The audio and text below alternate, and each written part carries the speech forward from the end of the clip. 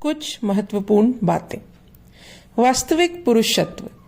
एक बार व्याख्यान देने के लिए सरोजिनी नायडू को एक सार्वजनिक सभा में आमंत्रित किया गया। उपस्थित सभाजन उनसे देश के पुरुषत्व विषय पर विचार प्रकट करने के लिए अनुरोध कर रहे थे।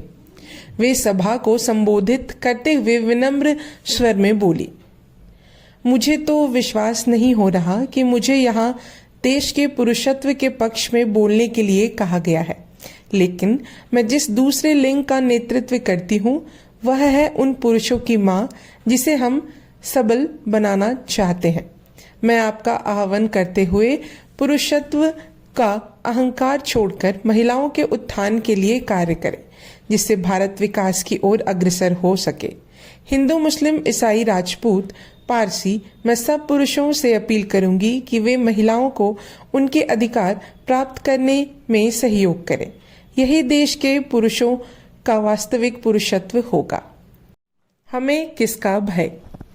एक बार महिलाओं के दल के साथ सरोजनी दंगाग्रस्त क्षेत्र का दौरा कर रही थी। इस दौरान एक व्यक्ति ने उनसे पूछ लिया, दंगाइयों के लिए पुरुषों, स्त्रियों, बच्चों में कोई अंतर नहीं होता, वे केवल खून के प्यासे होते हैं, लेकिन उनके सामने आप ऐसे निडर खड़ी हो जाती हैं मानो मां शक्ति दैत्यों के सामने। ऐसे विकट समय में आप कैसे स्वयं को संयत रखती हैं? क्या आप असुरक्षित महसूस नहीं करती? मत भूलिए कि हम वे औरतें हैं जो सदियों से मातृभूमि की रक्षा के लिए अपने पति, भाइयों और बेटे को युद्ध भूमि में भेजती रही हैं, जो समय आने पर स्वयं का बलिदान करने से भी पीछे नहीं हटती, जिनके हृदय में प्रेम और स्नेह का भंडार है। यह देश हमारा है, ये लोग हमारे हैं, फिर भला अपनों के बीच हमें किसका भय हो सकता है? सरोजनी ने हंसते हुए उत्तर दिया। सत्याग्रह की परिभाषा। भारत में रॉलेट एक्ट लागू हो चुका था। उसका विरोध करने के लिए गांधी जी ने सत्याग्रह करने का निश्चय किया। उन दिनों इस शब्द और इसके अर्थ से साधारण लोग अनभिज्ञ थे, इसलिए मुंबई में सरोजनी ने सत्याग्रह का उद्घाटन किया तो वहां के लोग थोड़े चकित से रह गए।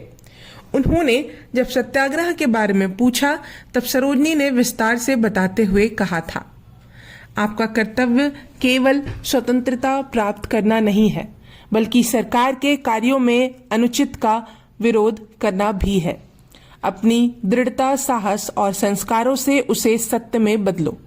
अगर हमें सच्चाई है, अगर हम संस्कारों से आध्यात्मिक हैं, जैसे सत्यवादी हरिश्चंद्र थे, तो हमें सच बोलने से पीछे नहीं हटना चाहिए। हम मर जाएंगे लेकिन सत्य बोलेंगे। महात्मा गांधी ने भी यही कहा कि सत्य बोलो, हिंसा, क्रोध या प्रतिशोध से नहीं, बल्कि सच्चे बच्चों की तरह अंत में विजयी बनो। आओ हम मिलकर एक ऐसी सत्य सेना का निर्माण करें जिसकी अंत में जीत होगी। यही सत्याग्रह की परिभाषा है। डूब के मर जाओ। जालियांवाला हत्याकांड के बाद अंग्रेजों ने पंजाब में दमन का नंगा नाच किया। उन्होंने न केवल अनेक लोगों को अकारण मौत के घाट उतार दिया, बल्कि स्त्रियों को भी सरे बाजार अपमानित किया था। उनके अत्याचारों ने सरोजनी नायडू को व्यथित कर दिया। अंततः वे इंग्लैंड में अंग्रेजों को ललकारते हुए बोली थी, भारत में घटित हर विभत्स मृत्यु और अत्याचार के बारे में मैं आपको पता है, परंतु मैं यहाँ उन महिलाओं के लिए कहूंगी जिन पर गलत आरोप लगाए गए हैं। रिपोर्ट के पन्नों को पलटकर देखने से आपको पता चलेगा कि जिन्हें आपने आज तक कभी नहीं देखा होगा, जिनके बारे में कभी सुना नहीं होगा, जिनके चेहरों पर सूरज की रोशनी की एक किरण भी नहीं पड़ी होगी, उन महिलाओं को भरे बाजार में घसीटा गया, नंगा करके सरे बाजार घुमाया गया। आपको क्या लगता है, औरतों पर बल प्रदर्शन करने से आपकी विजय हो गई है? आप किसी साम्राज्य के योग्य नहीं हैं, क्योंकि आप दोषारोपण की स्थिति में हैं। आपकी आत्मा बिक चुकी है, इंसानियत मर गई है। आज आप पर खून के अनेक आरोप हैं। कोई भी राष्ट्र जो अत्याचार करता है वह कभी स्वतंत्र नहीं होता। आप लोगों को तो डूबकर मर जाना चाहिए। मोतीलाल के हस्ताक्षर। घटना सन 1928 की है। कलकत्ता में कांग्रेस का सर्वदलीय अधिवेशन चल रहा था। इसमें मोतीलाल नेहरू ने एक प्रभावशाली भाषण दिया था, जिसे सुनकर श्रोतागण उत्साहित हो उठे। अधिवेशन समाप्ति पर एक साहसी युवक उनके पास ऑटोग्राफ लेने पहुंचा, लेकिन किसी कार्य में व्यस्त होने के कारण उन्हें उसे टाल दिया। युवक को निराश देखकर सरोजिनी नायडू का हृदय द्रवित हो उठा। वह तुरंत हस्तक्षेप करते हुए बोली, मोतीलाल जी, उपस्थित लोगों में केवल यह युवक ऐसा है जिसके मन में आपके विचारों ने सबसे अधिक प्रभावित किया है। आप उसे निराश नहीं कर सकते। उनकी बात सुनकर मोतीलाल ने चुपचाप हस्ताक्षर कर दिया। मुक्ति में उदासीनता। सविनय अवज्ञा आंदोलन में सम्मिलित होने के कारण ब्रिटिश सरकार ने देश के प्रमुख नेताओं के साथ साथ सरोजिनी नायडू को भी बंदी बना लिया था। बाद में उनका स्वास्थ्य बिगड़ने पर उन्हें मुक्त कर दिया गया। इससे व्यथित होकर सरोजिनी ने अपने मनोभाव प्रकट करते हुए कहा था, मुझे एकांत के उद्यान यरवदा जेल से केवल इसलिए निकाल दिया गया क्योंकि मेरे स्वास्थ्य को देखकर 2 पुराने चिकित्सक आशंकित हो गए थे। उन्हें भय था कि कहीं मेरे लगाए हुए फूलों के बीच ही मेरी मृत्यु ना हो जाए। कर्नल अडवाणी ने मुझसे कहा कि आप अब जेल ना आए, हम ना खतरा मोल लेंगे और ना जिम्मेदारी। परंतु मैं बौने आदमी को छोड़कर नहीं आना चाहती थी। यदि मुझे जेल में रहने दिया जाता तो मैं वहां पूरा आराम कर सकती थी। भग्न पंख क्यों?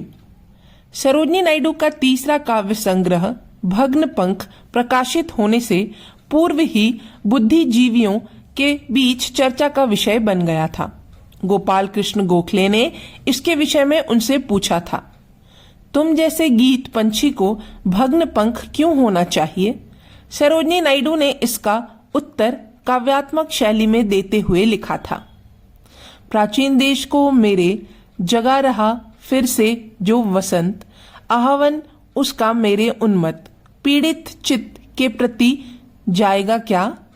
अथवा दुर्लक्ष्य शर नीति के कर देंगे मौन संपदित स्वर मेरे दुर्गामी कोमल अविजित कंठ के, या कोई निर्वल किवा रक्त रंजित पंख थमा अथवा थका देगा।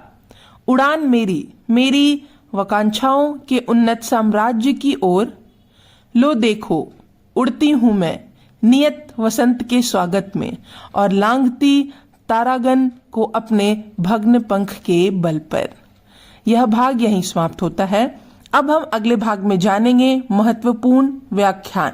तब तक के लिए धन्यवाद।